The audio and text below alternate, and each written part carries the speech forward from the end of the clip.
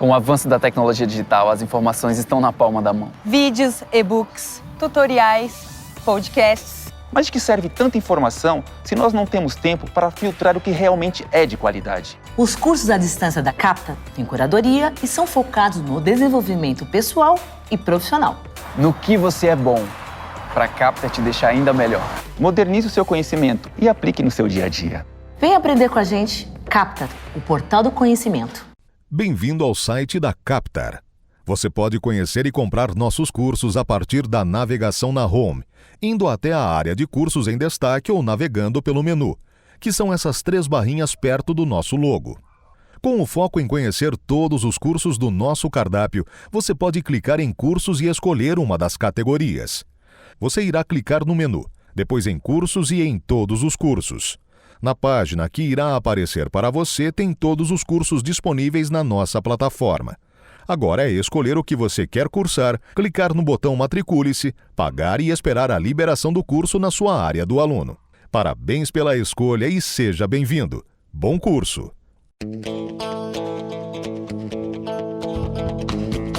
Começa agora o programa Hora e a Vez da Pequena Empresa, sempre levando para você muitas informações e atrações. Confira! O economista Salvatore Milanese falando sobre a importância de investidores especializados ajudarem as empresas, especialmente em tempos de crise. O professor Joelson Sampaio dando dicas sobre investimentos. O advogado Marcos Tavares Leite trazendo mais um importante tema para os empresários. E nesta semana, o presidente do Simp, Joseph Cury, recebe a editora de economia do jornal Folha de São Paulo, Alexa Salomão. Fique conosco.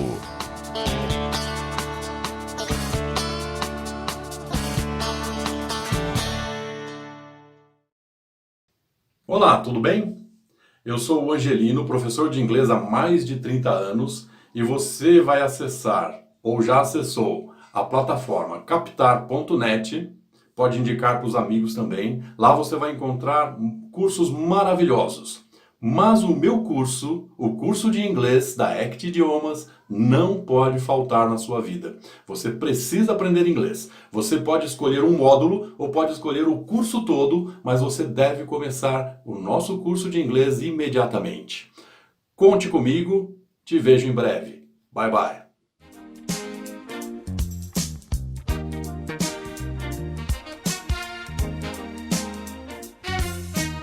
O Supremo Tribunal Federal surpreendeu recentemente empresários e advogados tributaristas com uma decisão que declarou legal e constitucional, portanto devida, a contribuição previdenciária sobre o terço constitucional das férias. Ou seja, aquele 1/3 que é pago ao empregado quando sai de férias, além do seu salário efetivo. A surpresa se deu porque o Superior Tribunal de Justiça anteriormente havia declarado inexigível a contribuição sobre esse terço das férias. E com isso, muitas empresas pararam de fazer os pagamentos sobre essa base de cálculo e outras ainda pediram compensações, inclusive ressarcimentos sobre aquilo que foi pago supostamente indevido anteriormente. Com isso, o impacto para as empresas poderá ser muito grande, pois a Receita Federal e a Procuradoria da Fazenda poderá vir a cobrar não só aquilo que deixou de ser pago com atualização de juros e correção, mas também com incidências de multa moratória e multa punitiva. Surpreende, portanto, essa decisão, porque era matéria considerada até pacífica diante do julgamento do STJ. Mas, por 9-1, foi declarado agora constitucional e legal essa incidência. Ainda cabe recurso ou cabe embargos de declaração para justamente avaliar a questão desse ponto, que o terço constitucional não se trata de uma remuneração por um serviço efetivamente prestado, mas ele teria mais uma natureza indenizatória. Isso foi a base dos julgamentos anteriores. De qualquer forma, nós estamos aqui orientando e alertando empresários para que prestem atenção a esse recente julgamento, no sentido de que possam se manter informados e buscarem a manutenção da sua regularidade, da sua formalidade.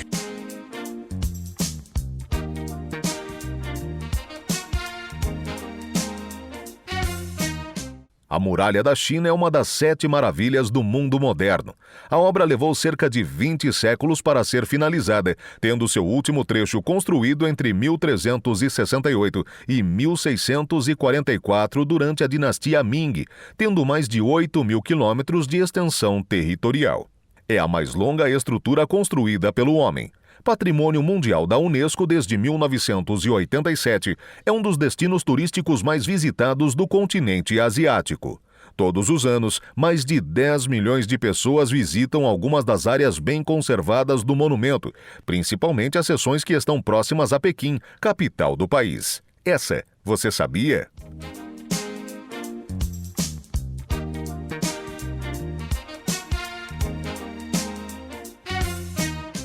Olá! Um dos grandes questionamentos de investimento é como ganhar dinheiro em renda variável fácil, né? Muitos vídeos hoje apresentam saídas, soluções e até alternativas fáceis, meio que colocando a ideia de que investir e ganhar dinheiro com renda variável é algo de fácil acesso.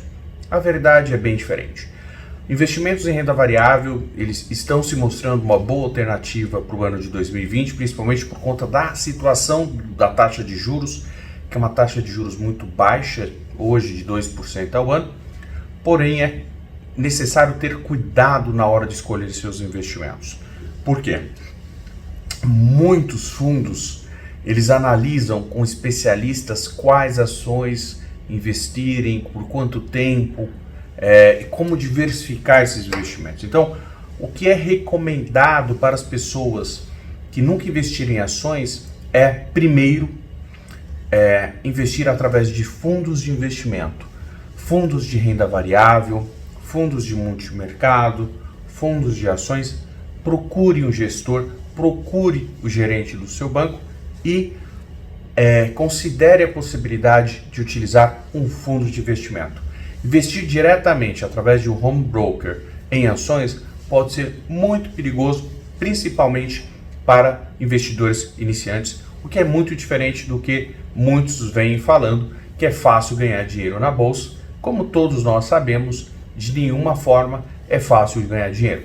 Então, para um bom investimento, de forma segura, de forma sustentável e responsável, procure um fundo de investimento. Aprenda. Aí sim, você pode depois ter um home broker para fazer suas escolhas, para acompanhar seus investimentos em ações sem a necessidade de um fundo. Mas sempre cuidado para não entrar em alternativas que vendem um sucesso muito rápido e momentâneo.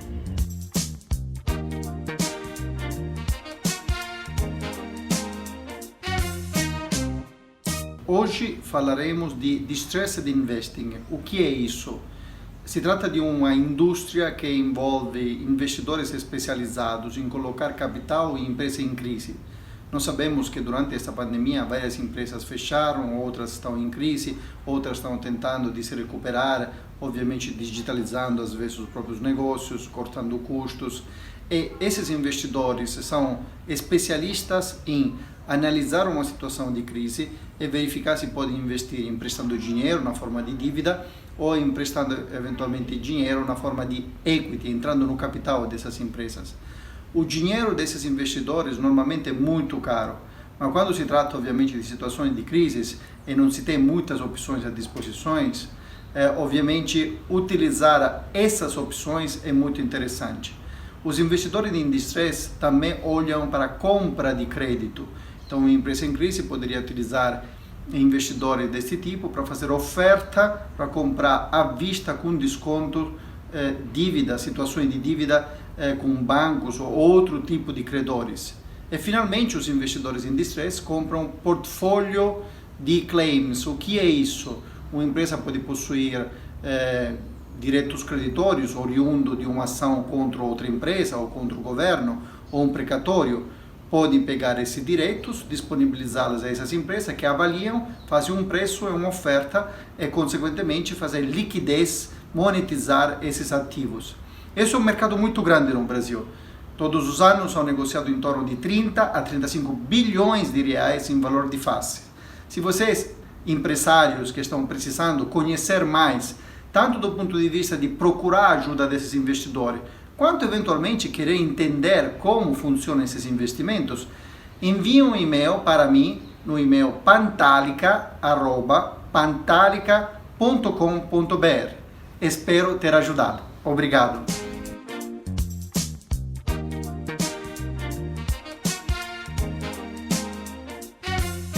O Belas Artes Drive-In, instalado no Memorial da América Latina, continua com a exibição de filmes em que o público assiste à sessão dentro de seu próprio carro, respeitando o isolamento social. O evento segue os protocolos rigorosos de saúde, com regras de distanciamento, higiene, limpeza de ambientes e monitoramento. O acesso ao áudio dos filmes é obtido por meio do rádio do carro, sintonizado via FM. Obtenha mais informações e confira toda a programação dos filmes no site www.cinebelasartes.com.br.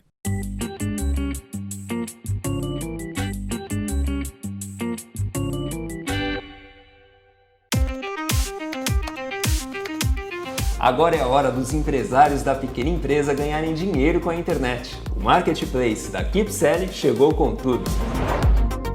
Você que tem um micro e pequeno negócio, venha vender os seus produtos num marketplace focado em você.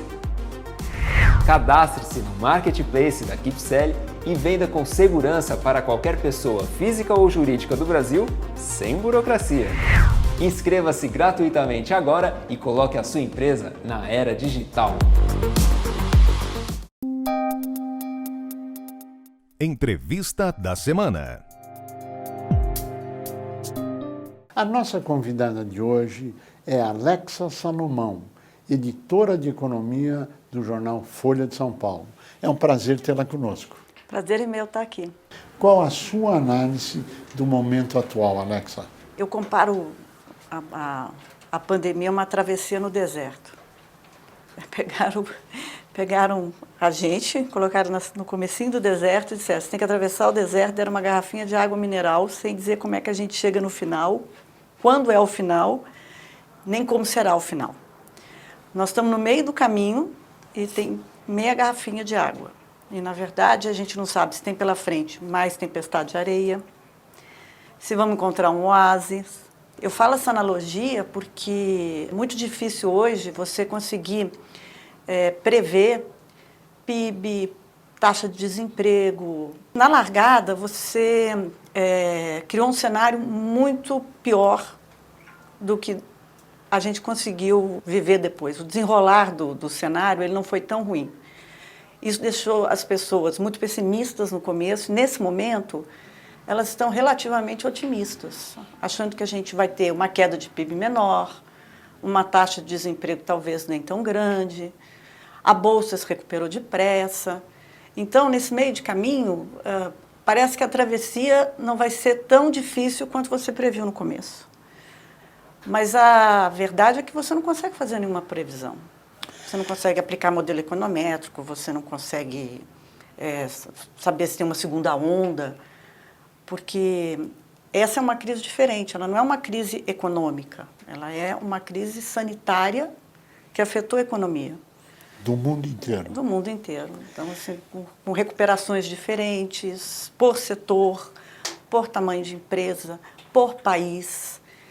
Então, toda vez que eu vejo alguém com muita certeza sobre o que está acontecendo e para onde a gente vai, eu duvido da pessoa, porque é muito difícil fazer previsão nesse momento. O que é natural, duvidar desse cenário, que é um cenário extremamente irrealista. Agora, quando se fala de recuperação do país, no primeiro plano, qual a sua visão comparado com os outros países do mundo? O Brasil, ele entrou na crise pior do que muitos países. Isso ficou claro na semana passada, quando saiu o PIB, eles fizeram uma revisão do primeiro TRI. 1,5 para 2,5 de retração. De queda. Então, ficou claro que a gente já não estava bem. Então, fica mais complicado você saber como você sai no final. Porque talvez o nosso fôlego, a nossa capacidade, o nosso impulso pode ser menor depois. A nossa queda, de fato, ela veio, no segundo TRI, ela veio até menor que alguns países, realmente. chegaram a falar que a gente teria uma queda de 11% no segundo TRI e ela foi de 9,7%. Algumas nações caíram muito mais que isso. Mas eu acho que o que vai definir a nossa retomada, e eu insisto nisso, eu vejo pouca gente falando nisso, é o emprego. Como é que você vê o emprego nesse cenário? A gente tem hoje um número de pessoas formalizadas muito menor. E essa formalização ela vinha caindo, com um avanço muito expressivo do trabalho informal. Sim.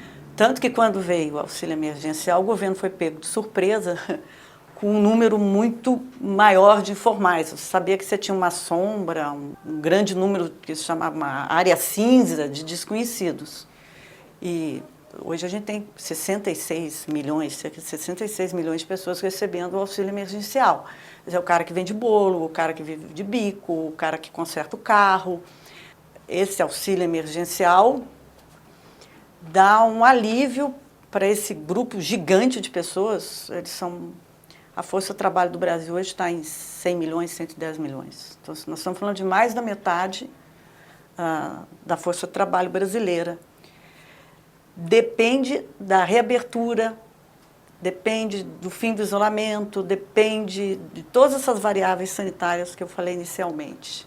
Bem, a análise é que agora em setembro haverá um repique do aumento do desemprego na avaliação. É que a taxa de desemprego está mascarada porque as pessoas não estão procurando emprego. Então, assim, a massa de informais está sem trabalhar e não procura emprego porque tem o auxílio. As pessoas que perderam o emprego também não estão procurando emprego. Então, a perspectiva, e isso é cenário dado pelos especialistas, é que entre setembro e outubro a taxa vai ter um repique, porque as pessoas vão em busca de trabalho. E a taxa de emprego reflete a busca por trabalho, né? Não você não ter trabalho, você só entra para a estatística quando você começa a procurar o trabalho, né? Então, nós vamos ter um repique. Quer dizer, a retomada ela vai depender da oferta de trabalho para essas pessoas, tanto para os informais no bico, quanto as empresas contratarem. Alguns setores importantes como o automotivo continuam demitindo. Sim, vão demitir muitas pessoas. Algumas montadoras vão demitir 35% do quadro, que é o que se comenta. Exatamente. Bom, olhando para isso, nós temos também, nos próximos meses, o pagamento tributário para as empresas que tiveram os impostos prorrogados face à pandemia. Mas a economia não retomou. Ainda não, né? Qual a sua avaliação disso? Muitas vão ter dificuldade em cumprir esses compromissos. Inadimplência elevada. Você tem cenário, sim, um risco grande de inadimplência. Bom, mas o caixa do governo federal me parece que não suporta passar de dezembro desse ano com auxílio emergencial. Já foi difícil prorrogar esses 300, né? Sim. Na hipótese de não conseguir prorrogar, qual a sua análise em relação ao futuro da economia, ou seja, a partir de final desse ano, início do ano que vem? O auxílio emergencial ele sustenta a economia até o final do ano e a gente ainda não tem certeza do tamanho do impulso que você consegue ter com os R$300. Os 600 tiveram um impacto gigante, principalmente nas regiões mais pobres, porque R$600 no Nordeste faz uma diferença enorme. R$300 ainda faz uma diferença maior lá. Mas aqui, na São Paulo, nas regiões metropolitanas, nas periferias, esse volume de recursos já não é suficiente. Você já obriga a pessoa a procurar o trabalho.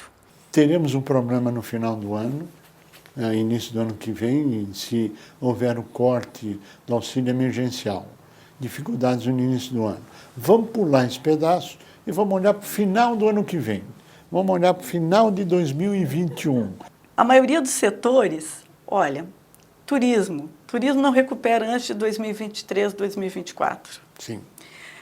Acoplado ao setor de transporte inteiro, também tem uma recuperação de previsão muito lenta. Sim. Um dos poucos setores que foi beneficiado pela pandemia é o do setor de tecnologia. Sim. E ainda assim estão dando downgrade no setor de tecnologia. Sim. Porque aquela perspectiva de crescimento mais de boom, todo mundo usando internet, todo mundo comprando pela internet, também Você já teve um downgrade aí. Sim. Os setores que estão bombando mesmo é o farmacêutico, os setores ligados à saúde, justamente por causa da pandemia, e o setor de alimentação, porque as pessoas precisam continuar a comer. Sim. Aquela previsão de que nós vamos ter um downgrade no crescimento me parece a mais realista e factível. Nós vamos voltar menos do que a gente era. A gente não consegue medir com clareza nem o que está acontecendo. Quer dizer, assim, as estatísticas de desemprego que a gente falou que tem uma distorção. Como as pessoas não procuram emprego, elas não aparecem como desempregados. O mesmo acontece com a questão das empresas. A gente tem notícia de que muitas estão fechando, muitas estão quebrando, mas também não aparece nas estatísticas. Então você tem um buraco nos dados hoje. Eles não dão muita clareza. O IBGE até tentou, com a pesquisa da PNAD Covid, dar um pouco de estofo para a gente conversar sobre para onde as coisas estão indo. Inflação. Você vê no futuro, Alexa, inflação ou você vê deflação?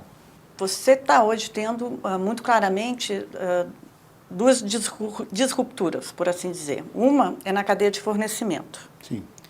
Então, na área industrial, vários segmentos acusam que faltam peças, que faltam insumos. Isso tem a ver com você ter parado a produção de muita coisa e planejado a retomada dentro do que poderia ser. Então, você tem falhas, digamos, na cadeia. Empresas que quebraram no meio do caminho também da cadeia produtiva. Exatamente, que você ainda não consegue ler que elas quebraram. Sim. Então, você tem uma dificuldade na oferta de insumos em vários segmentos. Sim. E isso impacta no preço, porque você não consegue entregar na mesma proporção que a demanda foi voltando. Digamos que você não conseguiu calibrar direito. Numa outra ponta, você tem uma pressão sobre alimentos, também relacionado à questão da pandemia, mas de uma outra maneira. Você teve as pessoas em casa, o auxílio segurou, então você comprou isso no mercado interno, mas, ao mesmo tempo, a China, quando começou a se recuperar, ela, como teve problema na oferta lá também, eles passaram a fazer estoques, então eles compraram mais alimentos. Nosso campo está favorável, você exporta mais. Então, você desabastece o mercado interno. Desabastece o mercado interno. Então, você tem uma pressão também muito forte sobre os alimentos. Mas tudo isso é no atacado. Então, assim, é da porta de casa para fora das pessoas, né? A inflação no atacado, nos indicadores de atacado, ela já está bastante pressionada. São 2 dígitos, GPM acho que bateu em 13%. A inflação de alimentos está forte.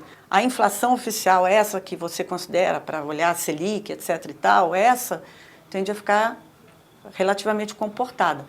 Mas tudo meio torto, tudo mostrando um cenário otimista, quando, na verdade, o realismo está cedendo espaço ao otimismo, porque todo mundo deseja que as coisas melhorem. Essa seria uma síntese? Do que está acontecendo Sim, para os momento economistas? Atual. Sim. Seria uma maneira otimista de ver as coisas. As pessoas realmente querem que melhore. Claro.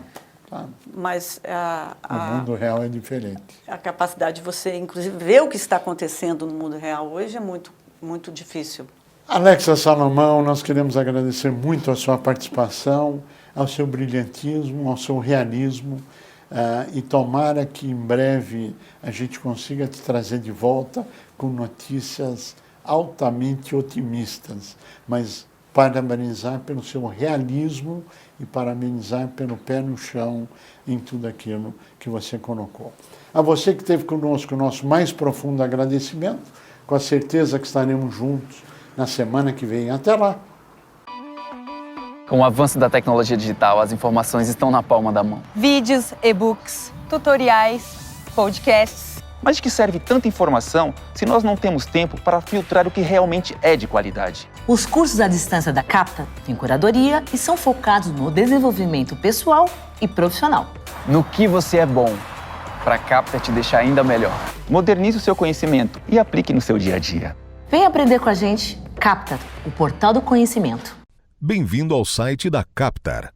Você pode conhecer e comprar nossos cursos a partir da navegação na Home, indo até a área de cursos em destaque ou navegando pelo menu, que são essas 3 barrinhas perto do nosso logo. Com o foco em conhecer todos os cursos do nosso cardápio, você pode clicar em cursos e escolher uma das categorias. Você irá clicar no menu, depois em cursos e em todos os cursos.